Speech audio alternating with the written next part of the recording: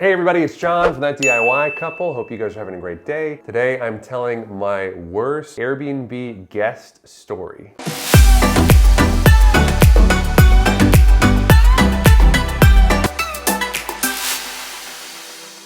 So as you guys know, I've been an Airbnb operator, short-term rental operator for about 6 years. In that period of time, I've had my share of really bad Airbnb guests. I sort of think about it in a couple different ways. So like 80% of people that you get are nice, normal, well-adjusted, kind of sane people. And then there's a very small sliver who are insane. Typically, demographically, the people that we get were, I would say, predominantly from Western Europe, predominantly women, and predominantly between the ages of probably like 21 to 24, 25. We very rarely had people below age like 20. So we got a message on Airbnb from someone. We'll call him Hans. We got a message from Hans saying, "Hi, my name is Hans. I'm from the Netherlands and I'm taking a gap year.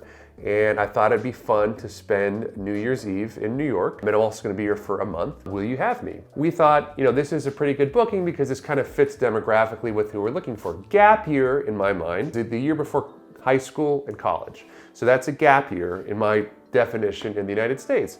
So we thought, this guy might be a little bit young, but it sounds like maybe he has some money. Maybe his parents are paying for this, trip. He's on an airplane. He's from the Netherlands. We said yes. Hans arrives a few hours later. I open the door to greet Hans, and I'm expecting to see, a 19-year-old, 20-year-old. And instead, I open the door to see a 45-year-old man named Hans. I greet him, kind of surprised. Immediately on meeting him, he launches into a huge diatribe about why he's in New York. And his story was that his wife was having some sort of mental issue or mental breakdown. He had to leave because she needed to be in some sort of treatment or needed to be somewhere else. He decided that he was going to kind of let her have her space. So very immediately we thought, oh wow, this is very odd that you're 45 years old and you're taking a gap year. I think in his terminology, a gap year meant just a year when he does nothing. We were very sad for his story. We were very moved by his story, as I recall. And so we thought, okay, fun. He goes upstairs, don't really hear from him for a couple days. And the first thing I hear from him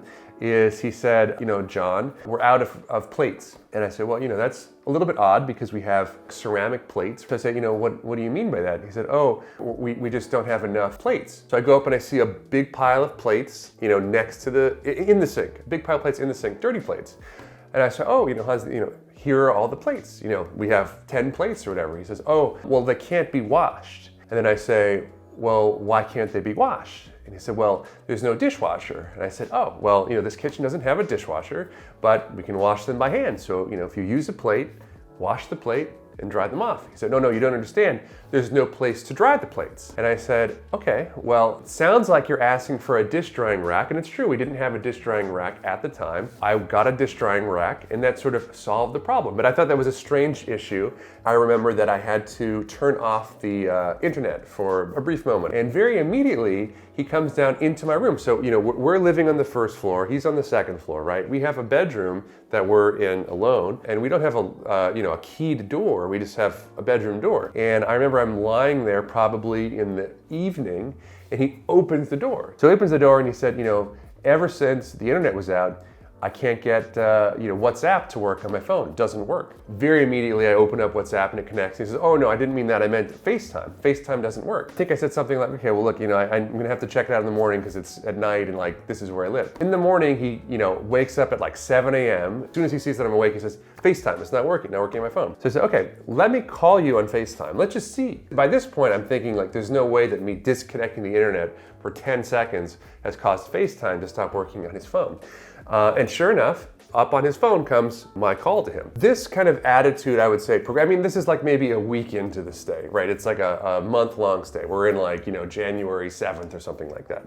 We start renting out more rooms in his apartment because we rented out individual bedrooms. He was one bedroom and there were 3 other bedrooms. The guy comes in from Japan.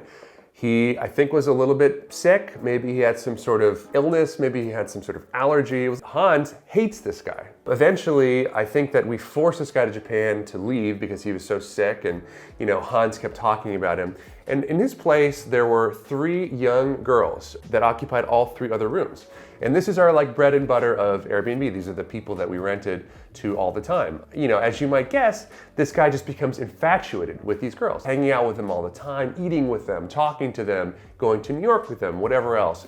As this experience progresses, one day I get a call from someone with a number from the Netherlands on my cell phone. I pick up the phone and it's a woman's voice. Is someone named Hans living with you or staying with you? And I say, yes.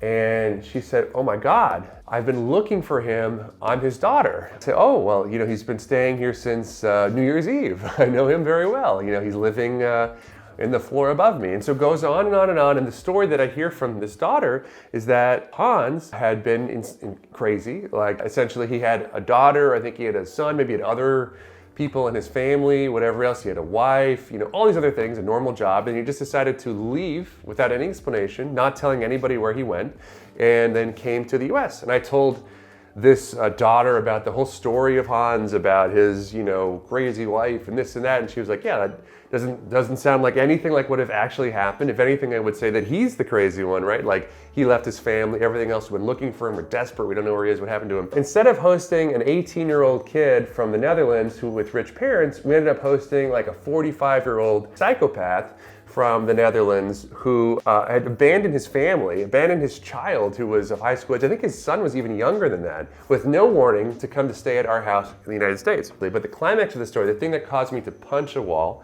was that we had a cleaning service come to our house once every week. People would come and clean the kitchen, the bathroom, the common areas, all that sort of stuff. The rooms themselves were up to the guests to clean them however you wanted. All the common areas were cleaned once a week. Hans, for whatever reason, didn't think that once a week was an appropriate amount of time. So instead of addressing this to me, what he decided to do was to get the other people living in his apartment, the 3 girls, to essentially boycott us, forbid them to pay us money. Hans, as the ringleader, gets everybody together, stages this event, an intervention. He calls me in very seriously saying, we demand, here are our demands. I think he had printed something out or written something on a piece of paper. Here are our demands. It was cleaning this, and I think there were some other things too.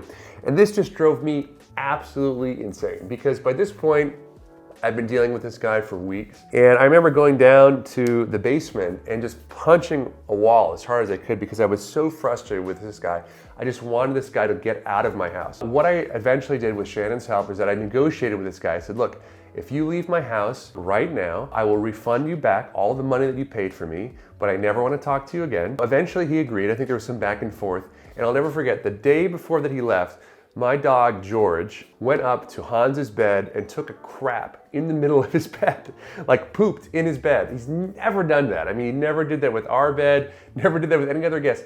He actually pooped in the middle of this guy's bed. It's like he knew that this guy was insane. So the guy eventually leaves, and the kicker to the story is that about 3 weeks later, maybe 4 weeks later, he called me up. He said, John, I'm passing through town, and the girls, they really want to see me because they know that I'm in town. So what I'm thinking is I'm just going to stop by the house and just have dinner. And I said, Hans, if you ever set foot inside my house again, I will call the police, and you will be immediately arrested for trespassing. And that's the last I ever heard of Hans. I ended up making $0 off of Hans because I refunded all of his money. I had these guests essentially unionize against me to get additional cleanings to facilitate Hans's cleaning. And on top of that, he was an insane psychopath who abandoned his entire family on no notice, lied to me to come to the United States. I've had guests that have caused me more damage, more financial damage, but this guy, I think, just for his sheer insanity and just everything about him was easily the worst Airbnb guest I have ever had. I hope I never see Hans again. It's kind of a rite of passage. I have a lot of Airbnb stories. If you like to hear them, please let me know. But in the meantime, thanks for watching, and I'll see you guys next time.